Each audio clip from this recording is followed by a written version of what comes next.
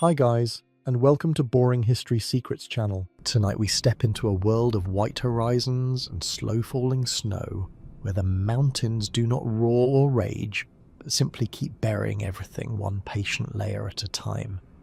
You stand on a narrow slope somewhere in medieval Europe, perhaps the Alps, perhaps the Carpathians, and the air feels different. Thicker, quieter. The kind of quiet that makes you check the sky even if you're not sure why. Your sheep are grazing, nosing through frost-stiff grass, completely unaware that in a few hours this peaceful scene may become a test of endurance. And just to set expectations early, you probably won't survive this.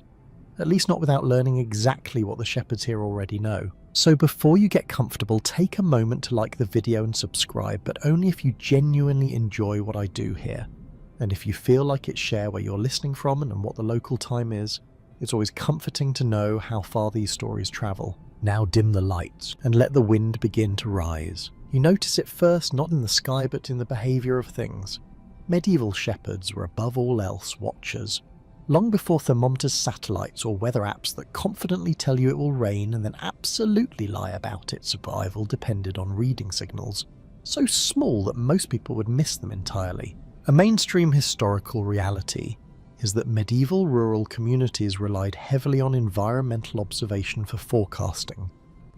Written agricultural calendars from monastic estates describe watching cloud shapes, wind shifts, and even the colour of sunrise as predictors of incoming storms. For a shepherd in the Highlands, this wasn't folklore, it was operational intelligence. You shift your weight and feel the breeze pressing steadily from the north. Not gusting, not playful, just constant. That's the first warning. A steady wind meant a system settling in, not passing through. The sheep begin to bunch slightly. Not enough to alarm you, but enough that you notice. Animals often sensed pressure changes before humans could. Their ears twitch, their grazing becomes distracted. One or two lift their heads and stare uphill toward nothing visible. You follow their gaze. The ridgeline looks normal, but there's a faint whitening above it like chalk dust suspended in the distance. Snow, but not falling yet. Blizzards in medieval mountain regions rarely arrive dramatically. They assembled themselves. Historians who study alpine climate patterns note that the most dangerous storms were the slow-forming ones building over half a day until retreat became impossible. A thunderstorm might scare you. A blizzard lulled you into staying too long. And that was how people got trapped. You adjust your cloak, thick wool slightly oily to repel moisture, and scan the terrain the way generations before you have done. There is no panic here. Panic is a luxury for people who don't live with winter 6 months of the year. Instead, you begin calculating. How far to the nearest sheltering rocks? How quickly can the flock be moved?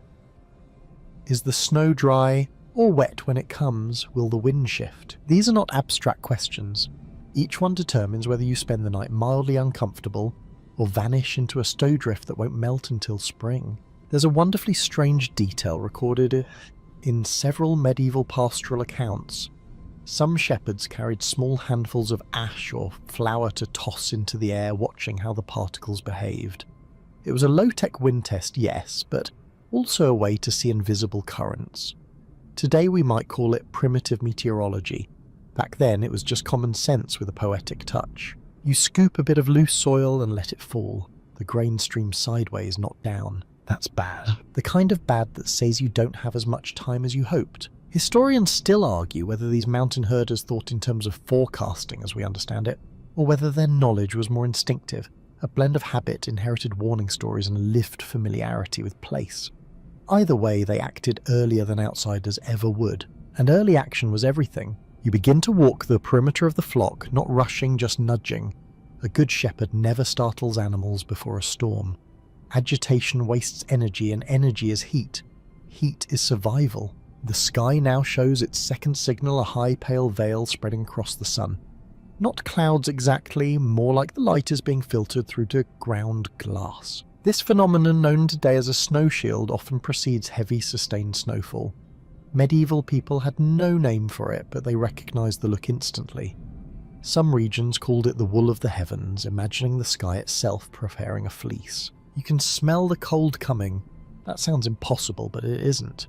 The air sharpens, metallic and clean, carrying less of the earthy scent you noticed earlier. Moisture is reorganizing, temperature is dropping, everything feels paused. This pause is the most deceptive moment of all. A modern hiker might think it still seems fine. Maybe we stay another hour. A medieval shepherd would already be moving, because the mountains reward humility and punish hesitation. You raise your staff, not just a walking stick, but a multi-purpose tool polished by years of handling, and give a low call, not a shout, a tone the sheep recognize. They begin to gather, slow as spilled grain drawing together. There is no dramatic orchestration, no heroic music swelling, just the quiet choreography of survival beginning before danger fully appears. In the distance, a raven crosses the slope, flying low and inland rather than riding the thermals.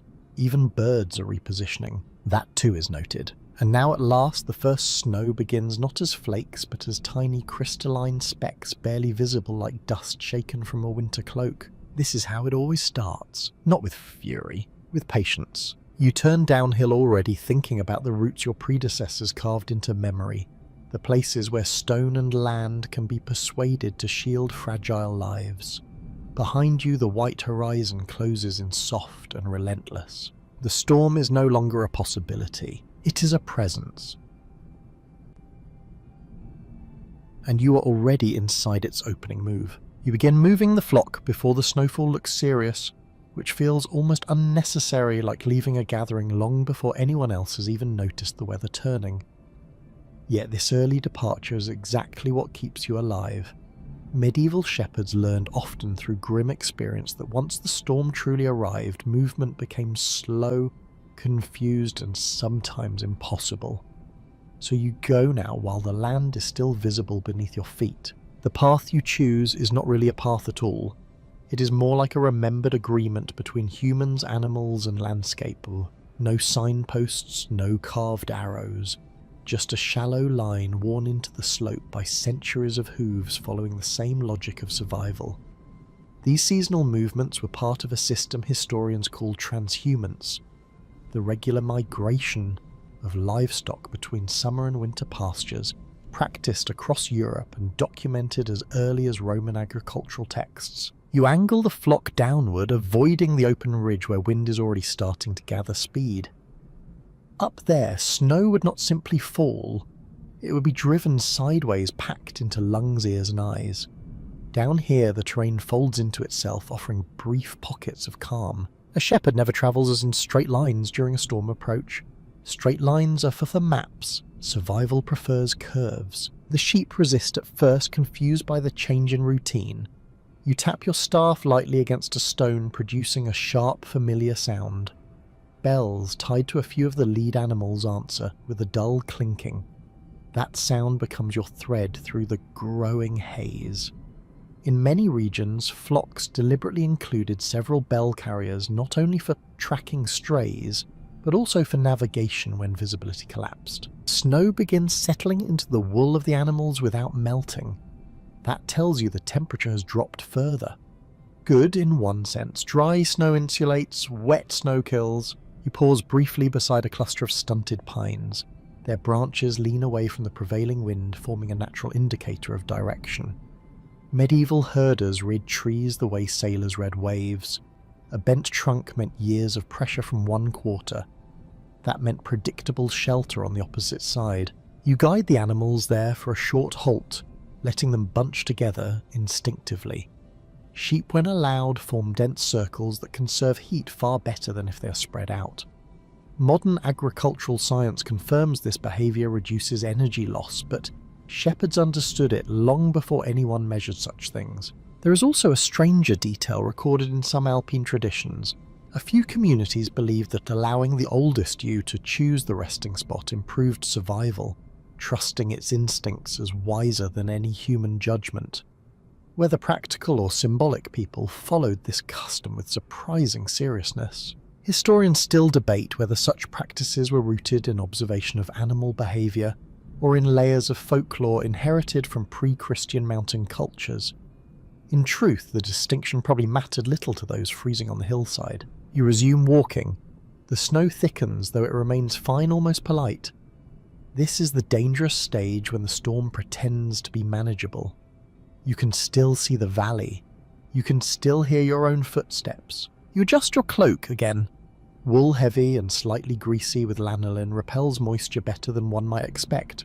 Unlike modern fabrics, it keeps insulating even when damp. Medieval textile production invested enormous labour into such garments.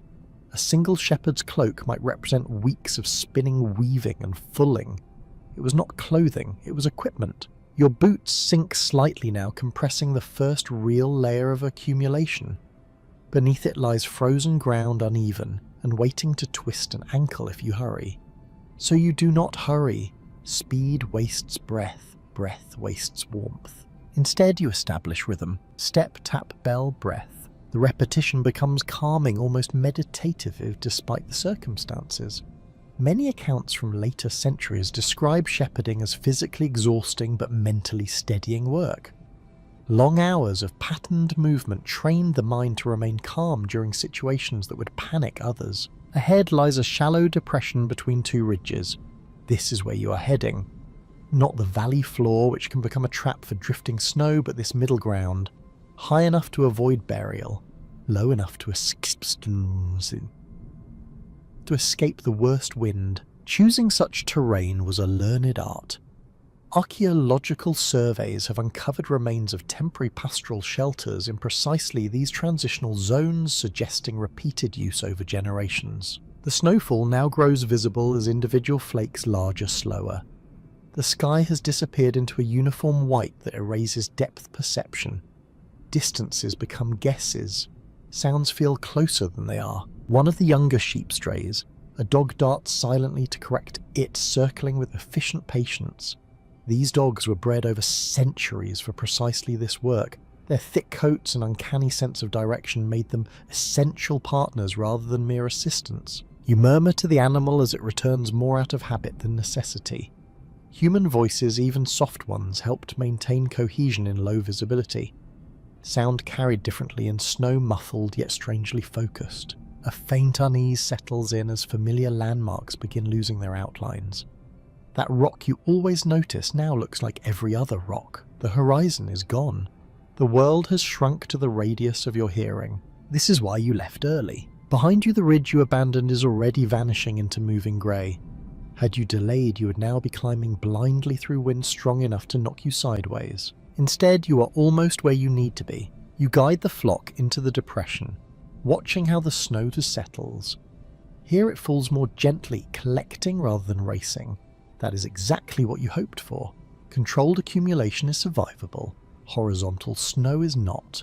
You plant your staff and listen. Wind above, breathing animals around you. Soft, endless falling. The mountain is closing its doors for the night and you have made it inside just in time. You stand within the shallow fold of land and let your breathing slow because arriving here is only the first part of surviving.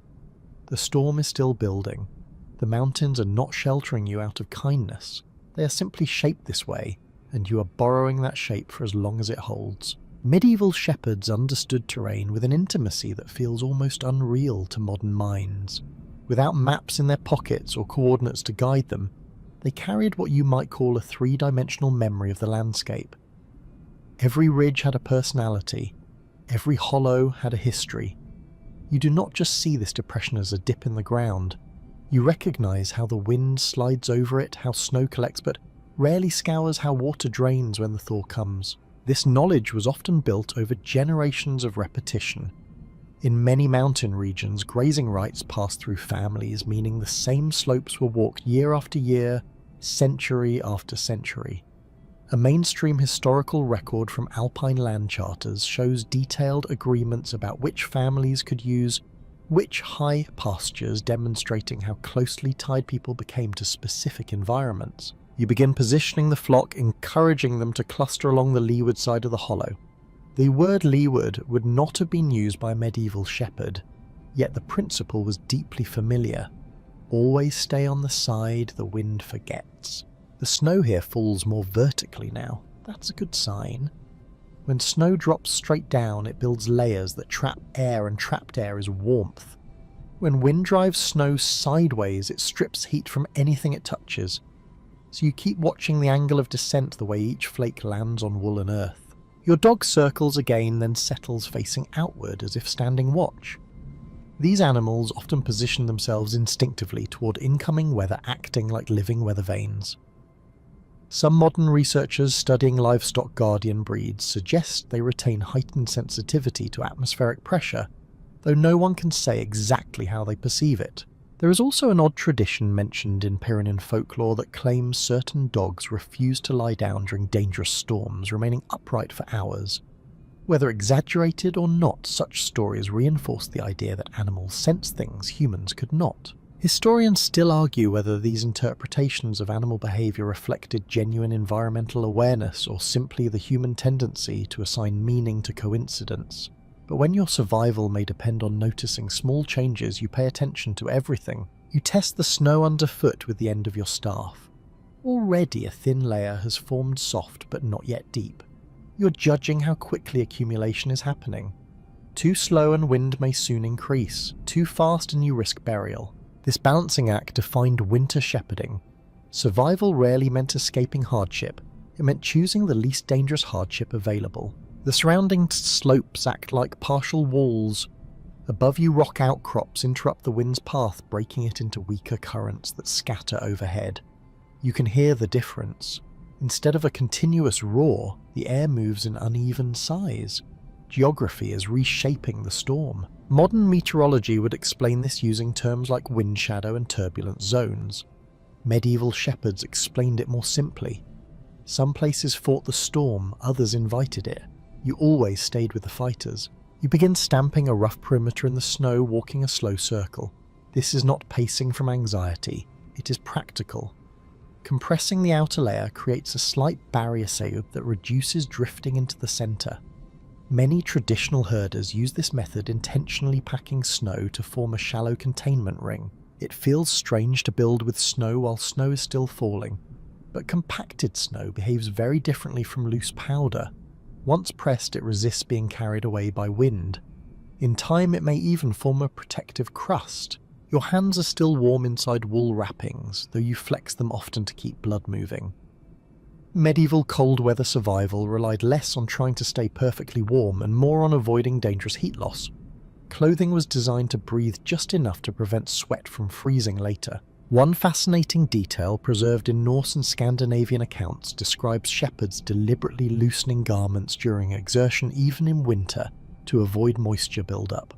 It sounds counterintuitive, like opening a window during a snowstorm, but staying dry mattered more than feeling cozy. The light is already fading, though it is still afternoon. Thick cloud cover erases the sun so completely that time becomes guesswork. You measure hours instead by routine. Have the animals settled?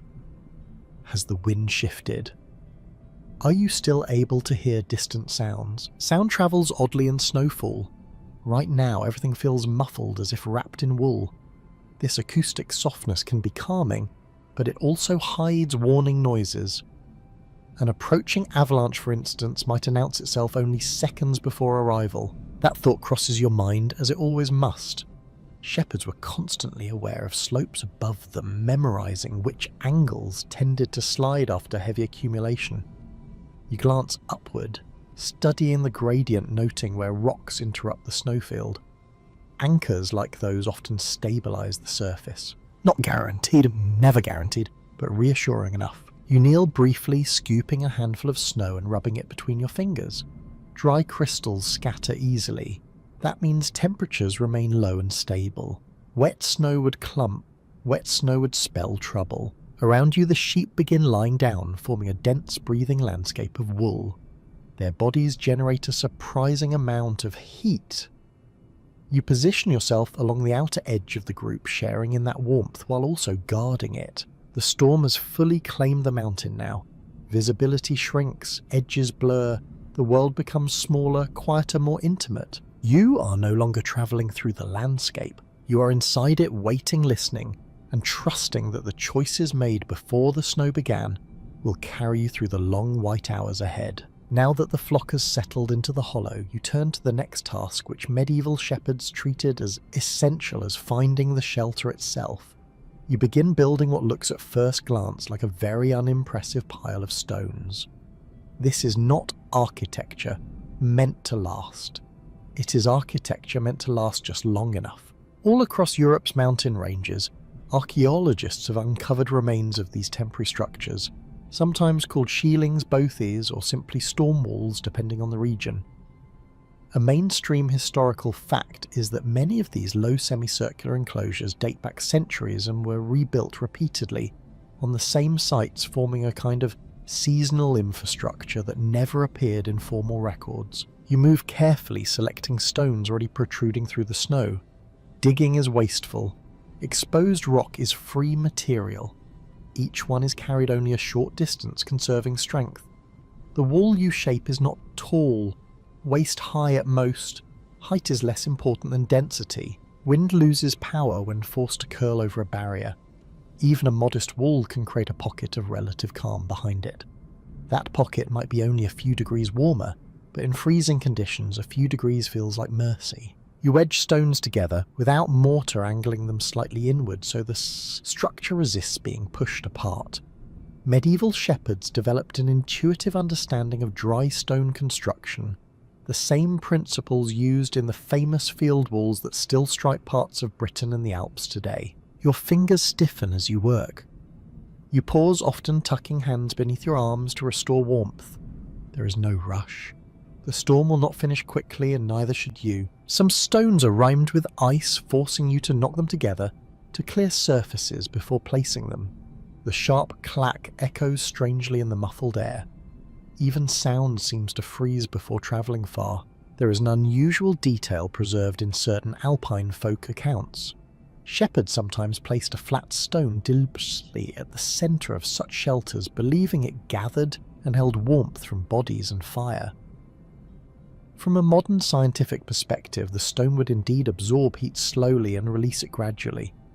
Whether they understood the physics or simply trusted tradition is unclear. Historians still debate how much empirical experimentation shaped these practices versus how much knowledge was inherited unquestioned from earlier generations. The line between observation and ritual was often blurred in medieval life. Once the wall is high enough to block the prevailing wind, you add a rough extension at one end, creating a curved shape like a cupped hand. This helps prevent swirling gusts from sneaking inside. Straight walls fail. Curved ones persuade the wind to move along. Behind you, the sheep remain packed together, occasionally shifting their collective warmth, already altering the air. You can smell them more strongly now. Wool earth and that faint aniline scent, sharp but oddly comforting. To a medieval shepherd, this was the smell of security. You gather a few armfuls of scrub and hardy grass protruding through the snow and lay them along the interior base of the wall. This is not bedding in the luxurious sense. It is insulation. Anything that separates body from frozen ground reduces heat loss. The importance of ground insulation appears in many traditional survival systems.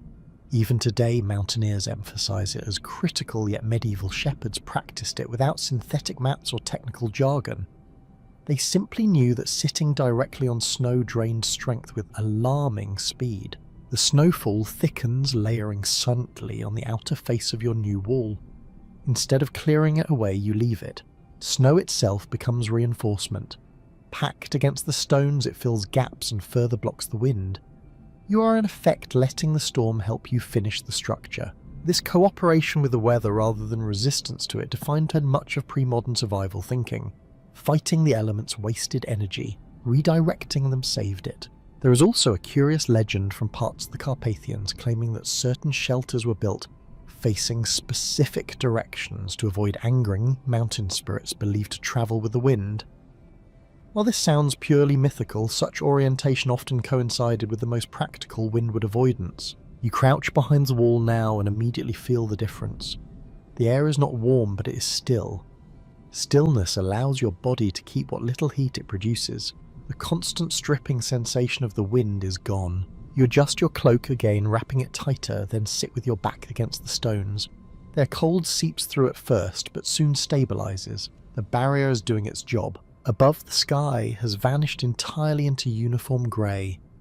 Snow falls thicker, faster, each flake joining countless others in a steady accumulation that will reshape this place by morning. Your work, humble as it looks, has created a fragile island within that transformation. A wall no higher than your waist, a ring of animals breathing slowly, a hollow chosen hours ago. Nothing about it appears dramatic, yet this combination of terrain timing and construction is precisely how shepherds survived storms that could erase travellers only a few hundred steps away. You pull your hood lower, listening to the softened world beyond the stones, knowing the long vigil has begun. You settle deeper into your cloak, becoming aware that what you are wearing is not just clothing, but one of the most important survival tools you possess. Medieval shepherds did not have wardrobes in the modern sense. They had systems. Every layer served a purpose refined through generations of trial in unforgiving climates. Closest to your skin is a simple linen shirt. Linen might sound like a strange choice for cold weather, but it performs a quiet kind of magic. It wicks moisture away, drying faster than wool, and preventing sweat from lingering against the body. A mainstream historical fact is that linen undergarments were widely used across medieval Europe for precisely this reason, even among labourers, because managing moisture was essential long before anyone understood the science of hypothermia. Over that comes wool, lots of it. Wool tunic, wool leggings, wool hood. The fibres trap air in countless tiny pockets, creating insulation that continues working even when damp. Unlike modern materials that fail dramatically when soaked wool degrades gracefully, it keeps trying to keep you warm. You tug the edge of your sleeve over your hand, creating a mitten of sorts. Gloves existed, but many working shepherds relied on extended cuffs or wrapped cloth because separate fingers lost heat faster. Function often outranked elegance in mountain life. Your outer cloak is the real shield. Thick, heavy, slightly stiff with lanolin that has never been fully washed out. That natural oil makes the fabric water resistant. Rain beads, snow brushes away. The garment smells faintly of sheep even when new, which feels fitting, considering sheep provided the material in the first place. There is something almost succubus about surviving winter wrapped in the very animals you're protecting. Interestingly, some surviving medieval texts complain about how heavy such cloaks were, with one monastic writer grumbling that they felt like carrying a sodden carpet upon the shoulders. Yet that weight helped anchor the fabric against wind, preventing drafts from sneaking underneath. You shift to keep circulation moving. Stillness is useful, but too much invites cold to creep inward. Shepherds learn to balance rest with small, regular motions, flex fingers, roll shoulders, stamp feet lightly, nothing dramatic, just enough to remind the body it is still working. Snow gathers along the top of your hood, forming a white ridge. You leave it there. That extra layer adds insulation. Brushing it off would only expose the fabric again. There is a lesser-known detail recorded in some Scandinavian sagas describing how outdoor workers sometimes wore two cloaks, the outer deliberately sacrificial. Ice formed on the outside layer while the inner remained dry. Modern winter systems use the same principle, though with lighter materials. Historians still argue whether such descriptions represent common practice or exceptional conditions during particularly brutal winters.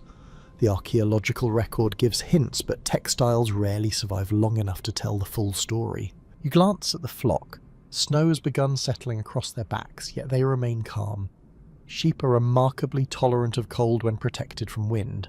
Their wool acts exactly like your cloak, trapping warmth close to the body. This shared adaptation allowed humans and animals to endure environments that might otherwise seem uninhabitable. You pull a leather belt tighter, securing the cloak so gusts cannot lift it. Leather, though stiff in freezing weather, blocks airflow better than woven ties. Many garments were fastened this way for that exact reason. The smell of oiled hide mixes with wool and cold air. It is a practical scent, one that speaks of use rather than decoration. Your boots, thick and slightly oversized, contain layers of wrapped cloth inside. Extra space allows air to circulate, preventing compression that would reduce insulation. Tight footwear is dangerous here. Circulation matters more than neat appearance. You wiggle your toes deliberately. Ooh, still warm enough. Good. In certain mountain regions, shepherds rubbed animal fat into exposed seams of boots to seal them against moisture. It was messy, undeniably fragrant, and surprisingly effective. Some accounts even describe reapplying it during storms, though you are grateful not to need that particular ritual right now. The The wind rises briefly, hissing across the outer stones of your shelter, then softens again. Your layered clothing absorbs the change without drama. That is exactly its purpose, not to eliminate cold, but to smooth its extremes. You lean back, letting the steady rhythm of snowfall dictate your breathing. Inhale slowly, exhale slower. Calm conserves heat as surely as wool. Clothing like this represented enormous labour investment. Every thread spun by hand, every panel woven on a loom that required skill and patience. Wearing it carried an awareness of effort behind it. You did not waste such garments, you relied on them. Around you the white landscape thickens, edges dissolving further into soft sameness. Yet inside your cocoon of linen, wool and leather, there is a fragile equilibrium holding against the storm. Not comfort now, never ever come for it, but enough warmth to endure the long hours still ahead. You watch the snow more closely now, not as scenery but as information. Every flake that lands is telling you something about what the storm intends to do next. Medieval shepherds became quiet interpreters of snowfall, reading patterns the way others might read handwriting. At first glance, snow looks uniform. White, soft, endless. But after years in the mountains, you learn it has texture, direction, even personality. The flakes falling now are small and dry, scattering when they strike your sleeve. That means the air is cold enough to keep crystals separate.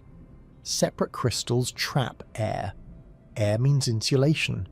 Insulation means the growing blanket around you may actually help rather than harm. A well-established historical observation appears in several early alpine farming manuals, which note that fine snow warms the earth as fleece warms the lamb.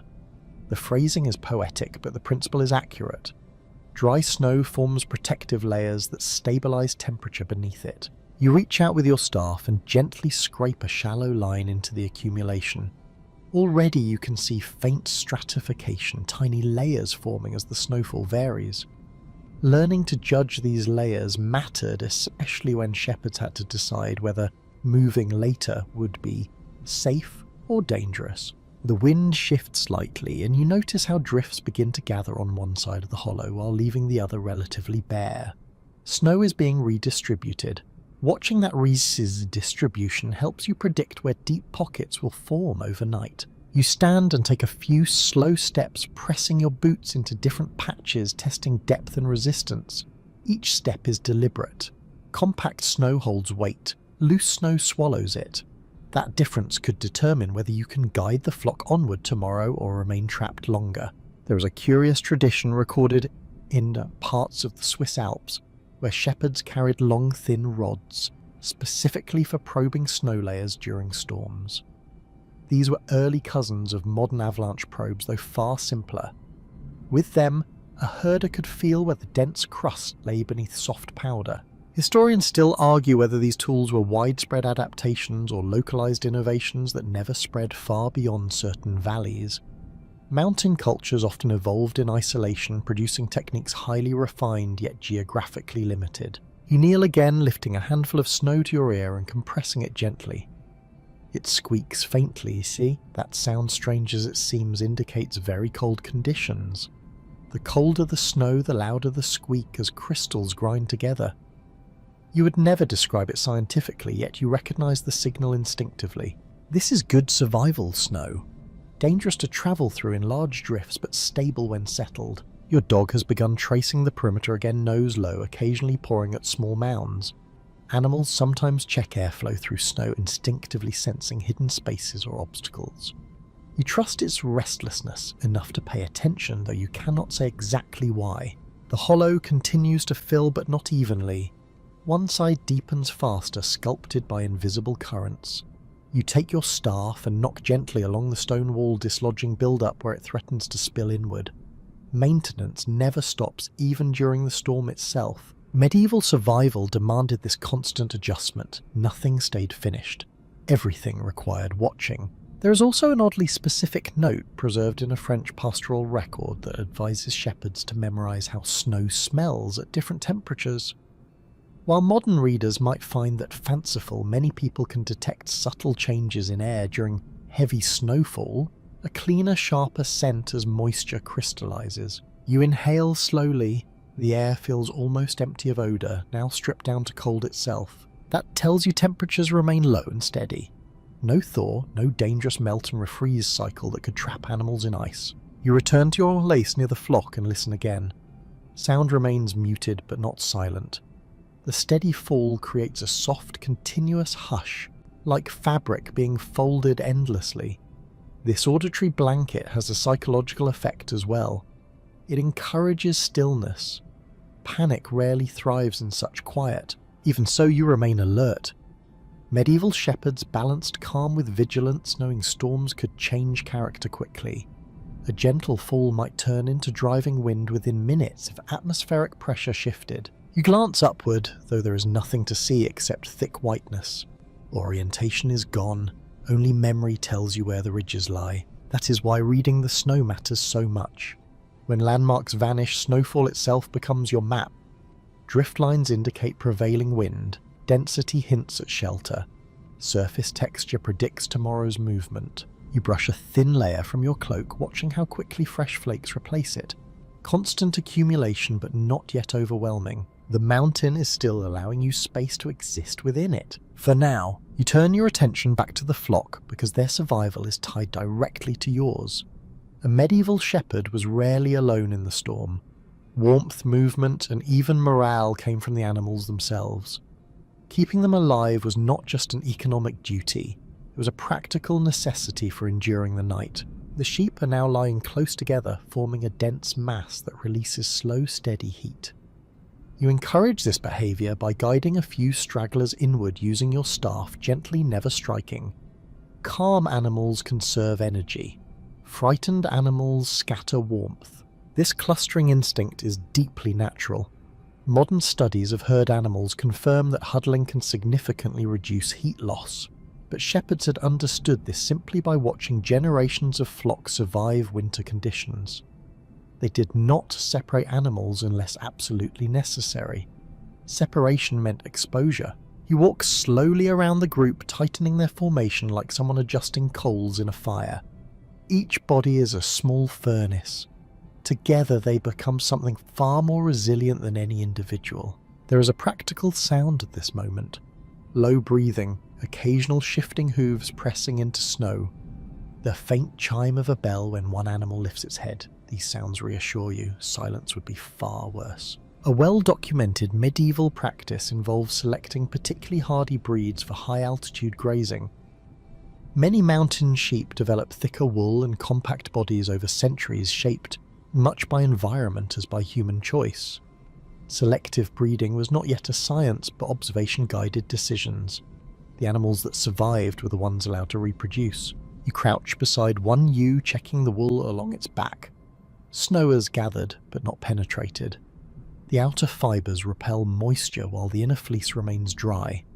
That layered insulation mirrors your own clothing, another reminder of how closely human survival depended on animal biology. Some pastoral traditions included the unusual habit of placing weaker lambs toward the centre of the group during storms.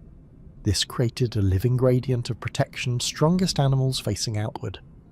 Whether planned consciously or simply encouraged by instinct, the arrangement improved overall survival. Historians still argue whether such flock organisation was directed deliberately by shepherds or emerged naturally from herd behaviour that humans learned to support rather than control. In truth, cooperation between species often blurred the line between management and instinct. You take a moment to redistribute a few animals that have settled too close to the windward side. Even with the stone wall, cold air seeps in gradually. Position matters. A few steps can mean a difference of several degrees. The dog assists without being told, circling wide, applying gentle pressure that guides the flock inward. Its movements are economical, almost quiet enough to miss if you are not watching carefully. Working dogs in medieval Europe were highly valued, sometimes mentioned in estate records alongside livestock as essential assets. They were not pets, they were colleagues. Snow continues to accumulate along the animals' backs, forming rounded shapes that make them look like part of the landscape itself. This is not a problem. That snow layer adds insulation, much like the packed snow reinforcing your wall. You brush away build-up only where it threatens to weigh down smaller animals. Otherwise, you let nature assist. There is a faint warmth in the air just above the flock now. Not something you would call heat, but a softness compared to the biting cold outside the circle. If you hold your hands low, you can feel it. This shared warmth was one of the reasons shepherds often remained physically close to their animals during storms, rather than retreating into separate shelters. Distance meant losing access to that living reservoir of heat. You sit near the edge of the group, leaning slightly into the mass without disturbing it. The wool presses gently against your side, surprisingly comforting.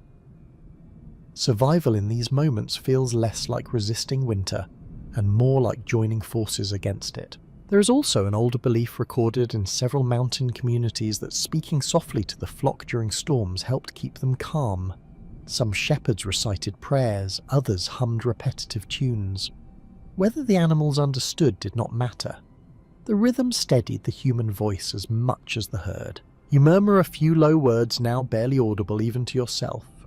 The act slows your breathing, anchoring you to the moment. Around you, snow continues its patient descent, thickening the white cocoon that now encloses both shepherd and flock. The storm has erased nearly every trace of the wider world. Yet inside this small breathing circle, life persists through cooperation habit and the quiet intelligence of animals that have endured winters far longer than any written history remembers. With the flock settled and the wind partially held at bay by your low stone wall, you turn to another task that must be handled carefully. Fire. Not a roaring blaze like something from a hearth at home, but a small controlled source of warmth that will not betray you to the storm or exhaust precious fuel. In medieval mountain life, fire during a blizzard was less about comfort and more about precision. You do not want flames leaping upward. Large fires consume wood quickly and expose you to shifting winds that scatter heat away. What you need is a steady, sheltered burn that feeds slowly and predictably. You begin by clearing a shallow patch down to the frozen ground near the inner curve of the wall. This prevents the fire from sinking as snow melts beneath it. Then you arrange a base of flat stones, forming a crude platform. Archaeological finds in seasonal alpine shelters show similar firebeds, indicating that shepherds reused known spots where smoke and heat behaved reliably. Fuel is always scarce in these elevations. You reach into a leather satchel and remove small bundles of dry twigs gathered earlier in the season and carried for exactly this purpose. Medieval shepherds often transported kindling with them, knowing that once winter set in, dry material could be impossible to find. There is also a lesser-known trick mentioned in several rural accounts. Dried animal dung, particularly from sheep or cattle, was sometimes used as supplementary fuel. It burned slowly and evenly, producing more heat than one might expect. While the idea might sound unappealing in treeless highlands, it was both practical and common. Historians still argue about how widespread this practice truly was, since written references are sparse and often coloured by the biases of urban observers who found the notion distasteful. Yet environmental necessity tends to override aesthetic concerns. You strike flint, carefully shielding the spark with your body. After a few attempts, a thread of smoke curls upward, followed by a small determined flame. You feed it gradually, never adding too much at once. The goal is endurance, not brightness. The fire remains low, almost hidden, its glow tucked safely behind the stone barrier. Smoke drifts upward in a thin line, quickly lost in the falling snow. This subdued method reduced the risk of wind gusts, scattering at embers or extinguishing the flame altogether. A steady fire like this serves multiple roles. It warms your hands in intervals. It dries damp edges of clothing when held nearby. Most importantly, it provides psychological comfort. Light, even faint light, pushes back the sense of isolation that heavy snowfall can create. Medieval writings rarely dwell on emotions directly, but small details hint at their importance. Some shepherd shelters include blackened stones arranged in ways that suggest people sat very close together, maximising shared warmth and companionship during storms. You extend your hands toward the heat, now rotating them slowly so warmth reaches both sides. You do not linger too long. Overheating leads to sweating, and sweat becomes dangerous once you move away from the fire. Balance again, always balance. The sheep remain calm, occasionally shifting as currents of slightly warmer air drift toward them. Though the fire is small, its presence subtly alters the microclimate within your enclosure. There is an unusual alpine belief that flames should never be allowed to rise higher than a shepherd's knee during a storm, lest they challenge the wind. While symbolic, the guidance aligns with practical fire management. Low fires survive harsh conditions better. You adjust one of the stones to narrow the opening, directing heat inward and shielding the coals further. These small corrections continue throughout the night. Fire is alive, it demands attention. The sound of faint crackling joins the muted world around you, adding another layer to the sensory landscape. Snowfall hushes the mountains. Animals breathe steadily, the fire whispers. A medieval shepherd would have found this combination familiar, even reassuring. Not safety never completes safety, but a fragile equilibrium maintained through skill and patience. You settle back slightly, watching sparks fade almost as soon as they appear absorbed by the thick air. Beyond the wall, the storm continues its endless work, but here within this modest ring of stone wool and ember, you have carved out a space where warmth can exist without being stolen away. The night is still long, yet the fire holds. With the fire established and the flock resting, your thoughts turn to food. Not because you feel particularly hungry, but because eating in this environment is part of staying warm. Medieval shepherds treated nourishment as fuel in the most literal sense. A body without steady energy lost its ability to generate heat, and cold crept in quickly after that. You reach into your satchel again and bring out provisions chosen precisely because they endure harsh weather.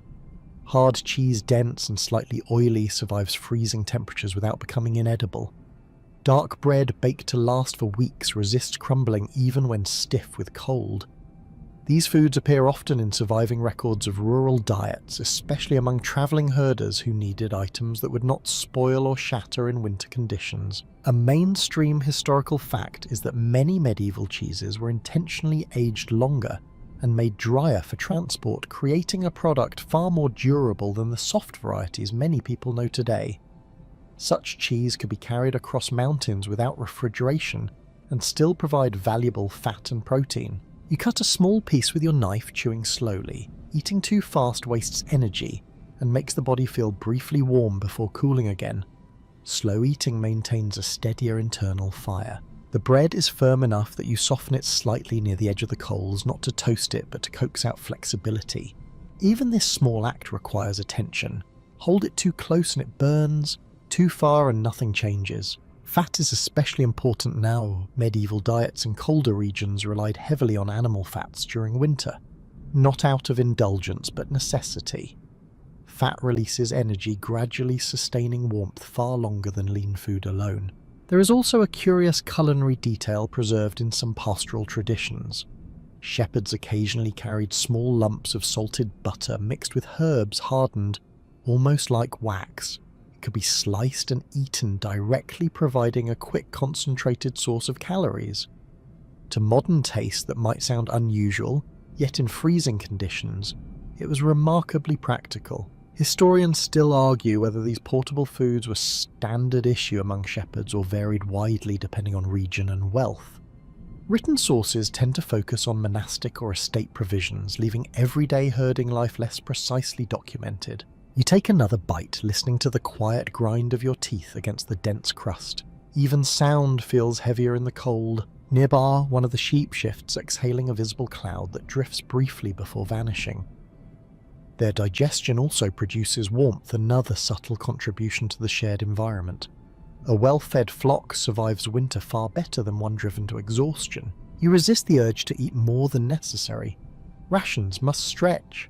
Storms can last longer than expected, and medieval shepherds could not rely on resupply. Everything carried had to be measured against uncertainty. Water too requires thought.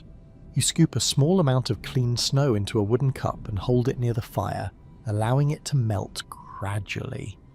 Eating snow directly lowers body temperature, something generations of herders learned through unpleasant experience.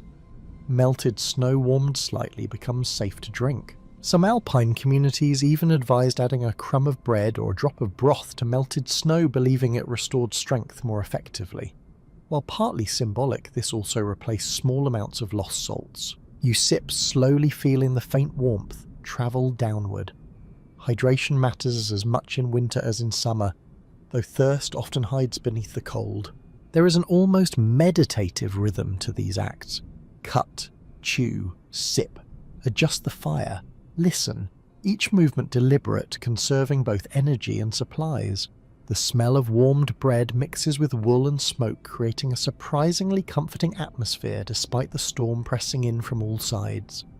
Food does more than sustain the body. It anchors the mind, reminding you that this moment is survivable. In many historical accounts of pastoral life, meals were described less as feasts and more as pauses, practical interludes that allowed shepherd and flock to endure another stretch of time. You wrap the remaining provisions, carefully sealing them away from drifting snow. Nothing can be wasted. Every crumb might matter before the weather clears. Outside your small circle, snowfall continues without hurry, reshaping the mountain grain by grain.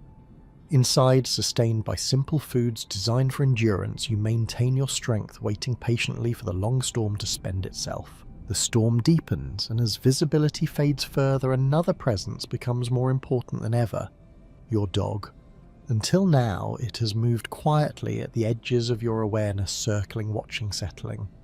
But in conditions like these, the animal becomes an extension of your own senses. Medieval shepherd dogs were not generic farm animals.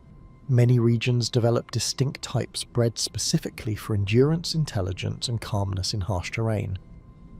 Historical records from monastic estates and rural law codes even assign value to trained dogs comparable to several sheep, reflecting how essential they were to pastoral survival. Your dog pauses now at the edge of the hollow, nose lifted into the faint wind. It is reading the storm in ways you cannot. Canines detect shifts in scent and pressure far beyond human ability. In whiteout conditions, when landmarks disappear, that sensitivity could guide both flock and shepherd away from danger. You watch its posture, alert but not alarmed. That matters. The animal returns and threads its way between the sheep, encouraging a tighter grouping simply by presence. No barking. Barking wastes energy and startles the flock. Instead, it uses quiet movement, a skill refined through generations of breeding and training. Some medieval illustrations show shepherds walking with dogs that look strikingly similar to modern mountain breeds, suggesting a long continuity of working characteristics. Thick, fur-wide paws for snow travel and a remarkable stamina were all favoured traits. There is also an unusual story recorded in a Pyrenean chronicle describing dogs trained to locate buried sheep after heavy snowfall by listening for faint movements beneath drifts. Whether embellished or not, it reflects how closely people relied on these animals in winter emergencies. Historians still argue how formalized such training was. Some believe knowledge passed informally through observation, while others suggest deliberate teaching methods existed even if they were never written down. Your dog settles near the entrance of the stone wall, positioning itself where it can monitor both you and the flock. That placement is no accident. Guardian breeds often chose vantage points, instinctively balancing protection with energy conservation. You reach down and rest a hand briefly on its back. The fur is thick, almost shockingly warm compared to the air. Animals like this functioned as both workers and companions, though medieval sources rarely use sentimental language to describe them. Practical bonds ran deep, even if rarely expressed in words. Outside the shelter, the wind picks up again, carrying fine snow that whispers across the stones. The dog lifts its head at the sound before relaxing once more. Its calm reassures you more than any visible sign could. Sound continues to serve as your guide. The faint jingle of a bell confirms the flock remains clustered. The slow breathing of animals creates a steady rhythm. Occasionally, the dog shifts nails, scraping lightly against rock. These small noises replace sight as your primary awareness of the world. In many mountainous regions, shepherds train dogs to respond to specific whistles or murmured commands rather than loud calls. Quiet communication preserved energy and prevented panic. Even now you barely speak, relying on presence and routine. The snow outside thickens enough that shapes vanish entirely beyond a short distance. If you stepped away from the hollow, orientation would disappear almost instantly. This is when the partnership between human and animal mattered most. There is a practical wisdom in allowing another creature to share responsibility for vigilance. You cannot remain fully alert through hours of storm, but the dog can rest lightly waking at subtle changes. Some medieval folklore even credited such animals with supernatural awareness, claiming they could sense wandering spirits in the mountains. While that belief reflects the imagination of the time, it also hints at genuine respect for their perceptive abilities. You adjust the fire slightly, then settle again, trusting the dog to notice what you might miss. Cooperation replaces solitary effort. In this shared watchfulness, shepherd and animal endure together, listening to the storm's steady voice while guarding the fragile circle of life gathered within the snow. No sunset to mark the change. Only a gradual fading until shapes dissolve and the world narrows to the faint glow of your fire and the pale forms of the sheep. This transition was one of the hardest parts of enduring a medieval blizzard. Without artificial lighting beyond flame, darkness reshaped perception completely. A mainstream historical reality is that most rural people lived with far less nighttime illumination than we experience today, making them more accustomed to deep darkness. Yet storms like this created a level of isolation even they found challenging. You feed another small piece of fuel into the coals. The fire answers with a soft pulse of orange light enough to outline the stone wall and the nearest animals. Beyond that circle, everything vanishes into black and falling snow. Sound changes again at night. The wind seems louder, though it may not actually be stronger. With sight diminished, your hearing stretches to fill the space. Each gust brushes across the shelter like a long breath. Snow taps faintly against wool and leather. You resist the urge to stare outward too long. In such darkness, imagination can create movement where none exists. Medieval writing sometimes described the sensation as the mountains walking, an expression of how disorienting night storms felt. There is also a curious reference in several alpine traditions to shepherds carrying small carved tokens or rosaries during winter vigils, using touch to ground themselves when visibility failed. Whether religious or practical, the act of handling something familiar provided reassurance. Historians still argue how much psychological resilience shaped survival compared to physical preparation. While tools and clothing mattered, the ability to remain calm through hours of sensory deprivation may have been just as critical. You shift closer to the flock, letting their presence define the boundary of your world. Warmth brushes against your side. A sheep exhales slowly, the sound steady and alive. That sound becomes an anchor. The dog lifts its head occasionally, listening into the darkness, then settles again. Its confidence helps steady your own. You think about time differently now. Without the sun, hours cannot be measured in the usual way. Medieval shepherds often gauge the passing night by routine tasks. Check the animals, adjust the fire, listen to the wind, repeat. These cycles formed a kind of living clock. You follow that rhythm instinctively. After tending the coals, you walk a slow circuit, ensuring no animal has strayed or become trapped in deepening snow. Movement restores circulation and keeps stiffness away. The snow has risen slightly along the inner edge of the wall. You push it back gently, maintaining space. Left alone, accumulation could gradually close your shelter. There is an odd comfort in performing these small acts. Each one reinforces that you are still in control of something, however minor. In some mountain communities, shepherds passed long nights by murmuring stories or reciting remembered passages of prayer. Spoken words kept the mind active without wasting energy. Silence was useful, but too much of it invited unease. You murmur a few lines now, not loudly, just enough to hear your own voice. The words vanish quickly into the thick air absorbed by snow. The fire dims slightly. You coax it back, careful not to let flames grow large. Sparks rise and disappear almost instantly, swallowed above us and by darkness above. All around you, the storm continues its patient work, unseen but constant. Yet within this small pocket of light and breath, you endure the long medieval night as countless shepherds once did, measuring time, not by clocks, but by care, vigilance, and the steady will to remain awake until morning. As the long night continues, you rely not on sight but on memory to understand where you are. Medieval shepherds moved through these mountains so often that they carried invisible maps in their minds. Even now, with the landscape buried and unrecognizable, you know the ridges, the slopes, and the unseen paths surrounding this hollow. Before winter ever arrived, markers would have been placed along common routes. Not signs in the modern sense, but carefully chosen stones, trimmed branches, or distinctive piles of rock known as cairns. A mainstream historical fact is that such markers were widely used across medieval Europe to guide travellers and herders through terrain that could become treacherous once snow obscured natural landmarks. You cannot see those markers now, but you know where they lie beneath the accumulation. That knowledge prevents panic. If you must move at dawn, you will not be wandering blindly. You'll be following a path you have walked many times before.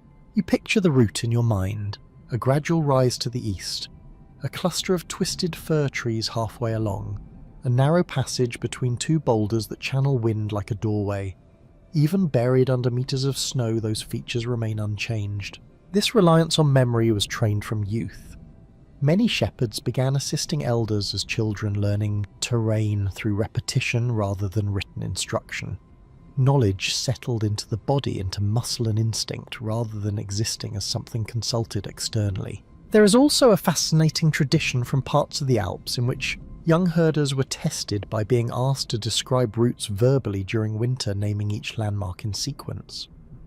These exercises strengthened recall and ensured that even in whiteout conditions they could reconstruct the landscape mentally. Historians still argue whether such practices were formal teaching methods or simply cultural habits that emerged naturally in isolated communities.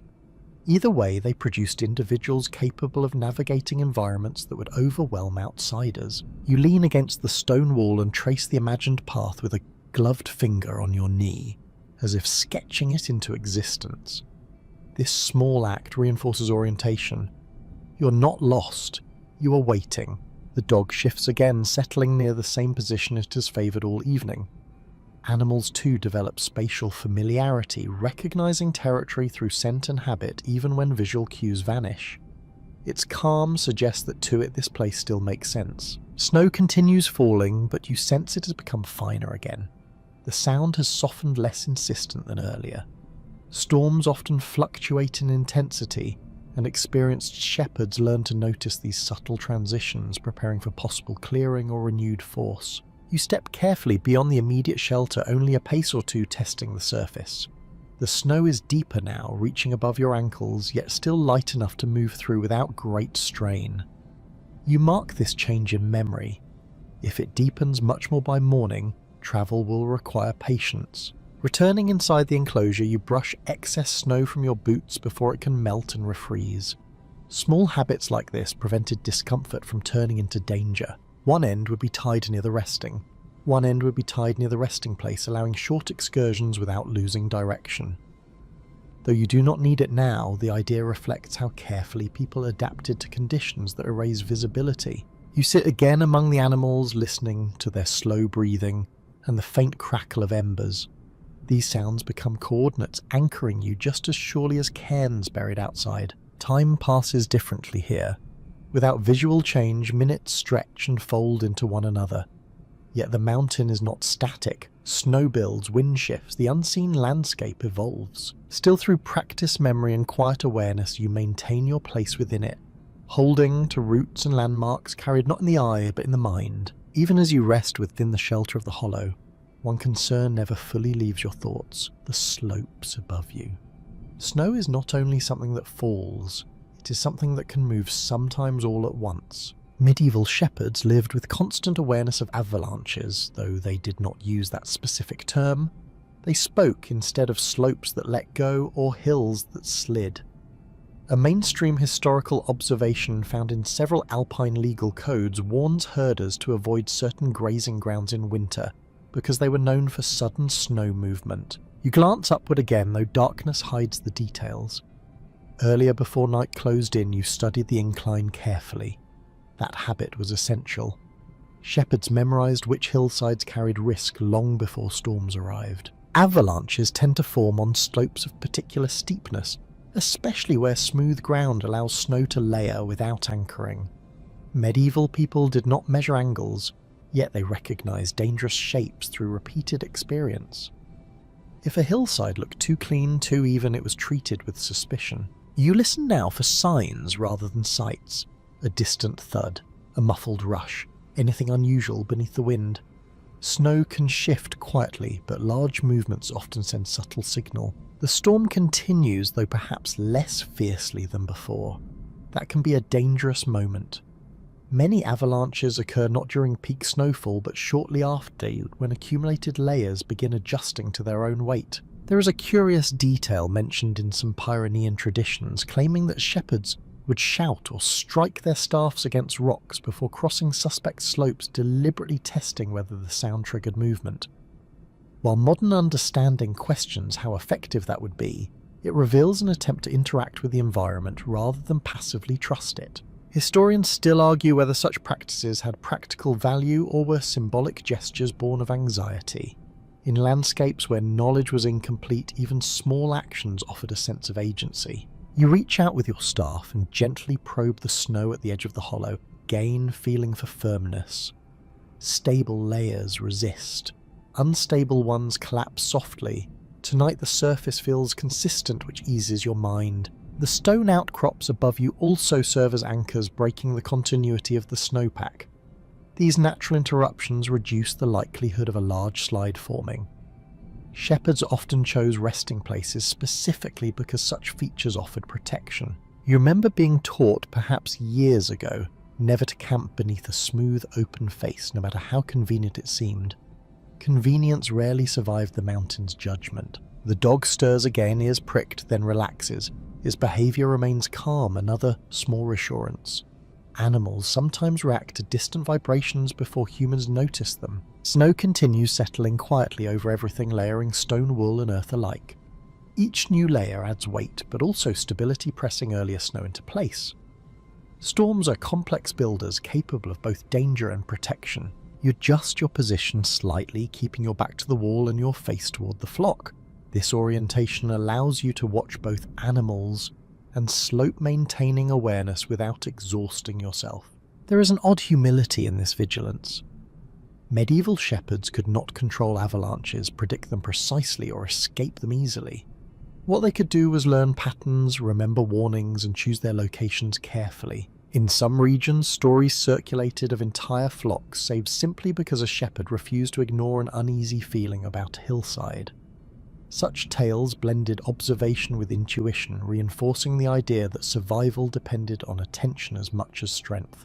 The fire glows softly beside you, the animals breathe steadily, and the storm continues its slow reshaping of the mountain. Above the stow holds for now suspended in delicate balance. You remain watchful, knowing that understanding the land's hidden movements is as important as enduring its cold. As the hours stretch on and the storm settles into a steady rhythm, you find your thoughts turning towards something less tangible than snow or stone. Belief. Medieval shepherds rarely faced the mountains with practical knowledge alone. They carried layers of faith and tradition just as surely as they wore layers of wool. In many Highland communities, survival was explained through a blend of Christian practice and far older customs tied to the landscape itself.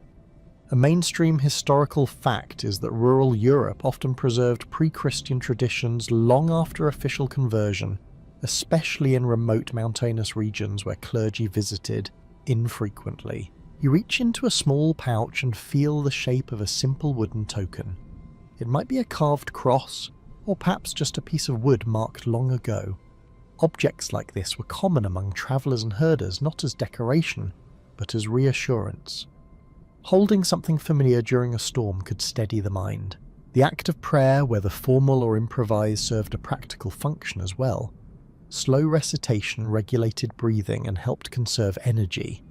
Many medieval writings describe prayer as something done while walking, working, or waiting, woven into daily survival rather than separated from it. There are also traces of older mountain beliefs lingering beneath these practices.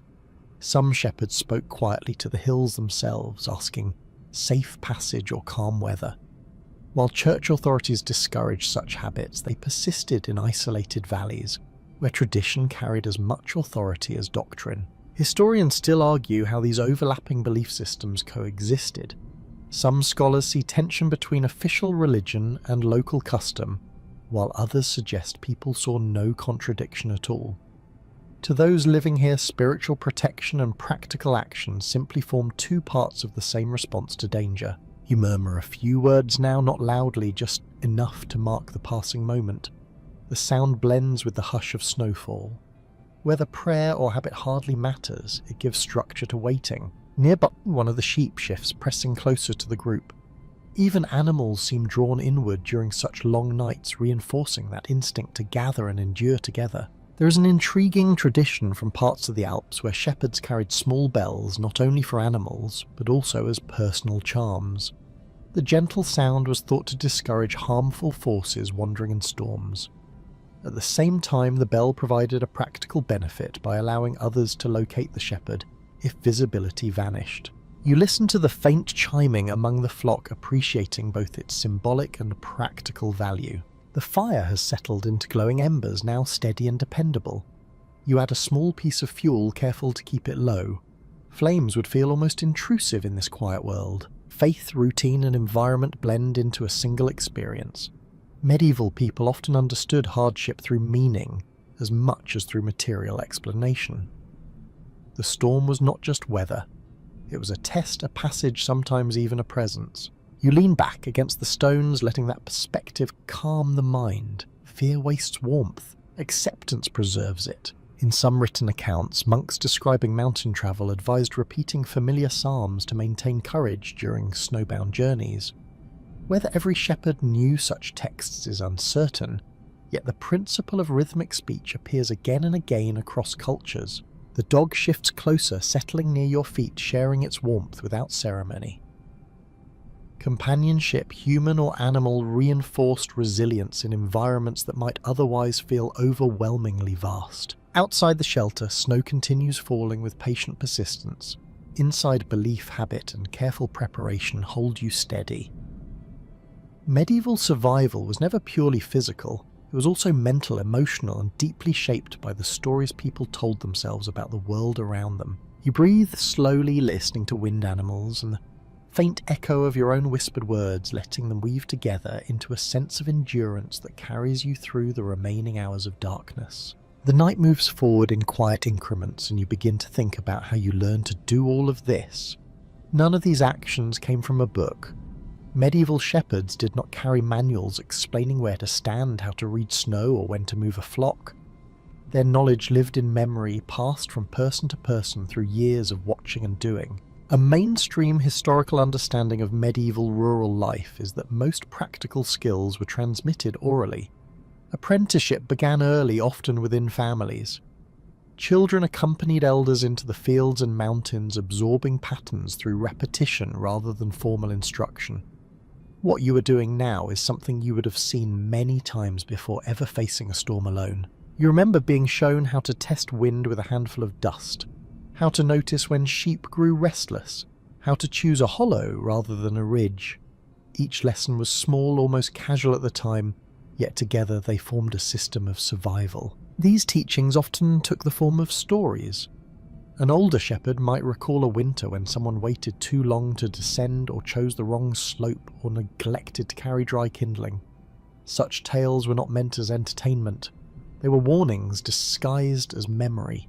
There is a fascinating record from a mountainous region of northern Italy describing seasonal gatherings where herders exchanged experiences at the end of winter.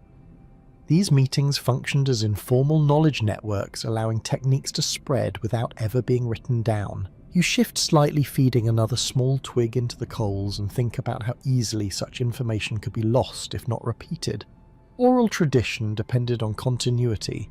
Each generation had to listen carefully. Historians still argue how consistent these transmissions were across regions.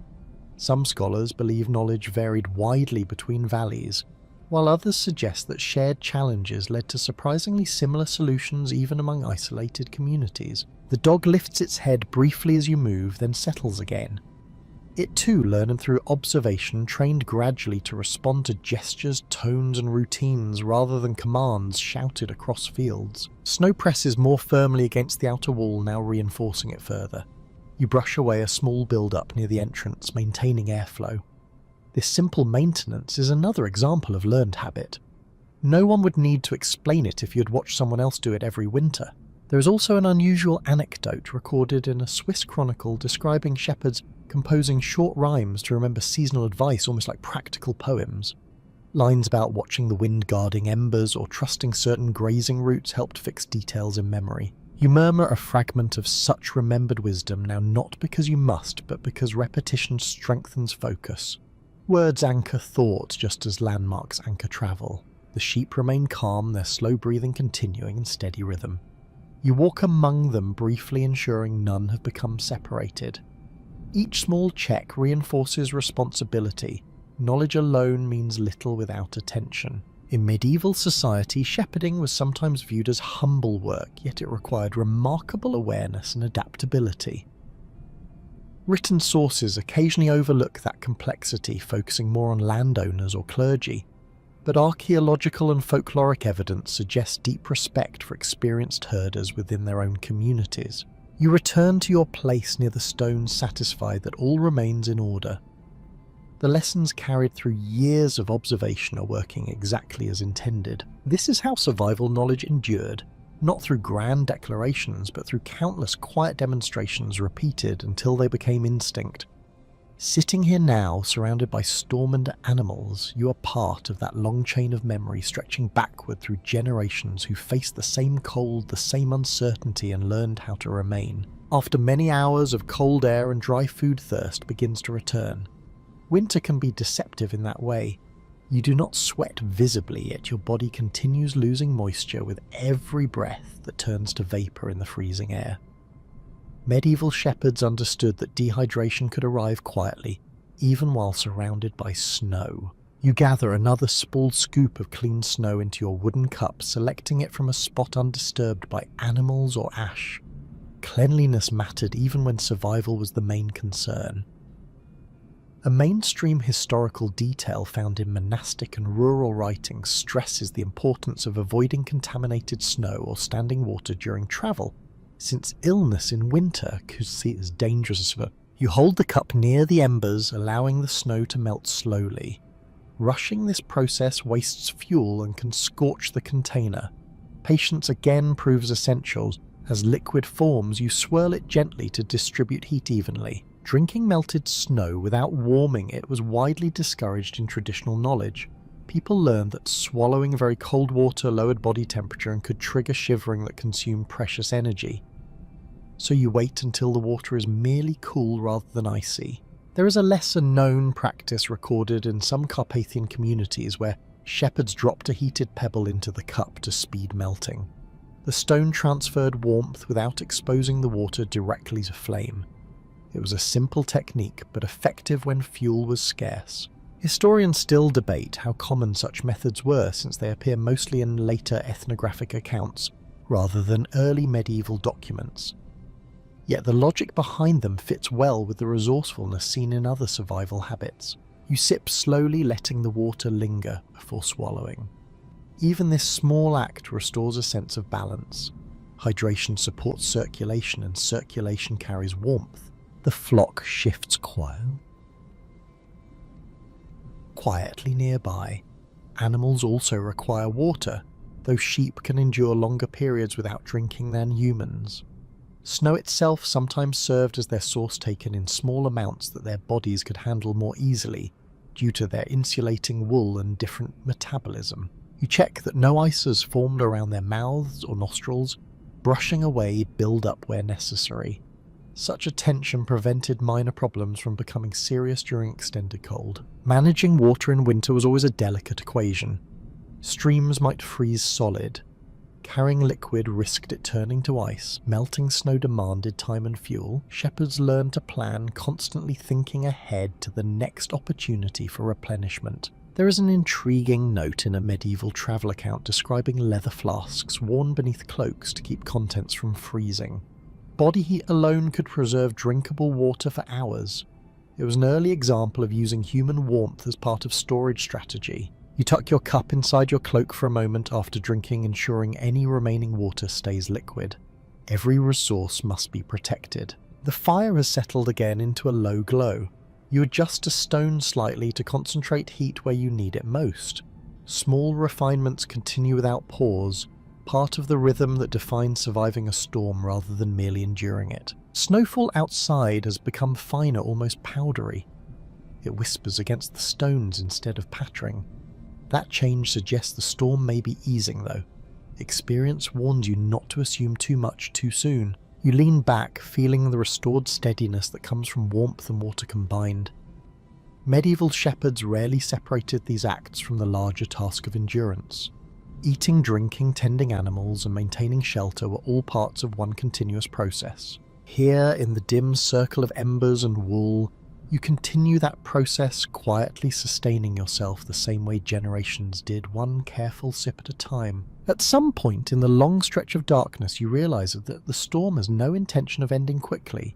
Medieval shepherds were often forced into exactly this situation, snowbound not for a few dramatic hours, but for days of waiting while weather exhausted itself. Endurance, not escape, became the strategy. You shift your position slightly to restore circulation, then begin quietly assessing your supplies again. Rationing is not a sign of desperation. It is simply preparation for uncertainty. A mainstream historical fact is that many pastoral communities planned for isolation as a normal winter condition, storing durable food specifically for the possibility of being trapped far from settlements. You unwrap your provisions, only briefly confirming what remains. Enough cheese, enough bread, kindling still dry inside its wrapping. You close everything again, carefully protecting it from drifting snow and stray sparks. The sheep remain calm, which is encouraging. Animals often mirror environmental stability. If they begin to panic or move restlessly, conditions may be worsening. Their steady breathing suggests that despite the storm's persistence, the hollow continues to provide adequate shelter. You stand and walk a slow circuit, once more packing down fresh snow where it has begun creeping inward. This repetitive maintenance defines being snowbound. Nothing dramatic happens. Instead, survival depends on small corrections made again and again. There is a curious record from a monastic state in the Alps describing shepherds carrying simple wooden boards that could be placed over deepening snow to create firmer footing around temporary shelters. While not universal, such improvisations reveal how people adapted tools to extend their ability to function during prolonged storms. Historians still argue whether these extended confinements were common enough to shape broader pastoral culture, or whether surviving accounts exaggerate unusual winters. Climate evidence suggests that colder centuries did indeed produce frequent severe weather, lending credibility to those descriptions. You pause near the dog, which watches you with half-closed eyes, resting but attentive. Its energy must also be conserved. Working animals were allowed to sleep in intervals, trusting the shepherd to maintain watch when needed. Time feels stretched now, measured only by tasks repeated. Feed the fire a little, brush away accumulation, check the flock, sip water, sit again. This rhythm replaces the idea of hours passing. Snow continues to build outside the wall, yet inside the space remains stable. The curved stones and packed drifts have formed a surprisingly resilient barrier. Medieval builders rarely aimed for permanence in such structures. They aimed for just enough. You listen to the storm with less tension now. Its constancy becomes almost predictable, like the sound of distant waves. Acceptance replaces urgency. There is also an old pastoral saying recorded in several regions that winter cannot shout forever. Whether meant as wisdom or comfort, it reflects the understanding that storms eventually spend their strength. The task was simply to last until that moment arrived. You sit once more among the animals, sharing their warmth, letting your breathing match their slow rhythm. Being snowbound is no longer an emergency, it is a condition to be managed patiently, and so you wait, maintaining the fragile balance of heat shelter and calm that allows life to continue even while the mountain remains sealed in white. While you sit and wait for the storm to pass, your thoughts drift to the larger rhythm that brought you and the flock into these mountains in the first place.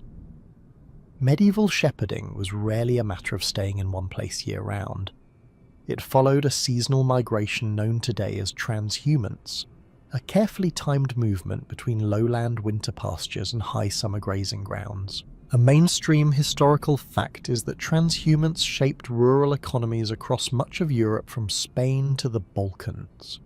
Legal documents, tax records, and even royal decrees regulated when flocks could move along certain routes, showing how essential these migrations were to agricultural life. You picture those earlier journeys now. Long lines of animals threading through valleys in spring, temporary camps set along familiar trails, communities expecting the seasonal arrival of herders as part of the yearly cycle. This pattern reduced the risk of facing the worst winter conditions at high elevation. Shepherds aimed to descend before heavy snow, yet weather never followed rules perfectly. Sudden storms like this one caught even experienced travellers, which is why survival knowledge remained so important. You adjust your cloak and glance toward the invisible valley below, imagining the route you will take once the weather clears. Those paths were not random tracks, but established corridors worn into the land through centuries of repeated use. There is an intriguing historical detail from Spain where vast drove roads called cañadas were legally protected to allow flocks to migrate safely across long distances. Though far from your current mountain hollow, they reveal how widespread and organised this seasonal movement became. Historians still argue about how coordinated medieval transhumance truly was.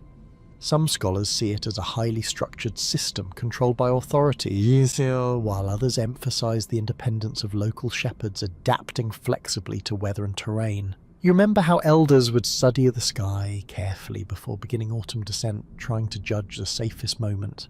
Leave too early and grazing would be wasted.